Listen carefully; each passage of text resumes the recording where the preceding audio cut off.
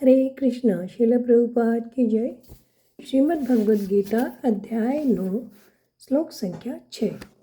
यथाकास्थितो नित्यं वायु सर्वत्र गो महान् तथा सर्वाणि भूतानि मतस्थानि तु पधारय। कह रहे हैं भगवान कि जिस प्रकार सर्वत्र प्रभावमान प्रबल वायु सदैव आकाश में स्थित रहती है, उसी प्रकार समस्त उत्पन्न प्राणियों को मुझ में स्थित जानो। तो पिछले श्लोकों में जो भगवान ने बताया कि सब कुछ मुझ में है पर मैं उसमें नहीं हूँ, सब कुछ मुझसे व्याप्त है पर मैं उनमें लिप्त नहीं हूँ, इन सब का भगवान दृष्टांत दे रहे हैं, उदाहरण से बता रहे हैं। यथा का स्थितो नित्यम वायु सर्वत्र गो महान, यानी कि जैसे सब जगह विचरने वाली महान वायु नित्य ही आकाश में स्थित रहती है, अर्थात वह कहीं निस्पंदन रूप से रहती है, कहीं सामान्य रूप से क्रियाशील रहती है, कहीं बड़े वेग से चलती है, आदि आदि। पर किसी भी रूप से चलने वाली वायु आकाश से कभी अलग नहीं होती।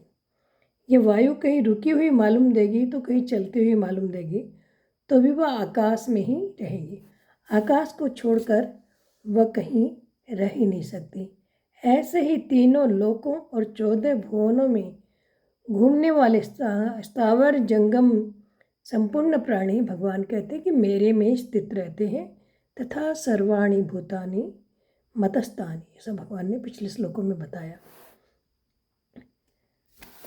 आगे भगवान बता रहे हैं तथा सर्वाणि भूतानि मतस्थानि तु पधारय। तो भगवान ने जो मतस्थानी कहा, इसका भगवान ने कई बार प्रयोग किया है कि संपूर्ण प्राणी मेरे में स्थित है, मेरे को छोड़कर कहीं जा नहीं सकते। इस तरह से भगवान ने कई बार कहा। तो जैसे वायु आकाश में नित्य रहती है, ये बताने का तात्पर्य है कि वायु आकाश से कभी अलग हो ही नहीं सकती। वायु में ये शक्ति ही नहीं है कि वह आकाश से अलग होकर रहे या आकाश के साथ उसका नित्य निरंतर घनिष्ठ संबंध ना रहे। वायु आकाश का कार्य है और कार्य के कारण से के साथ अभिन्नता होती ही है।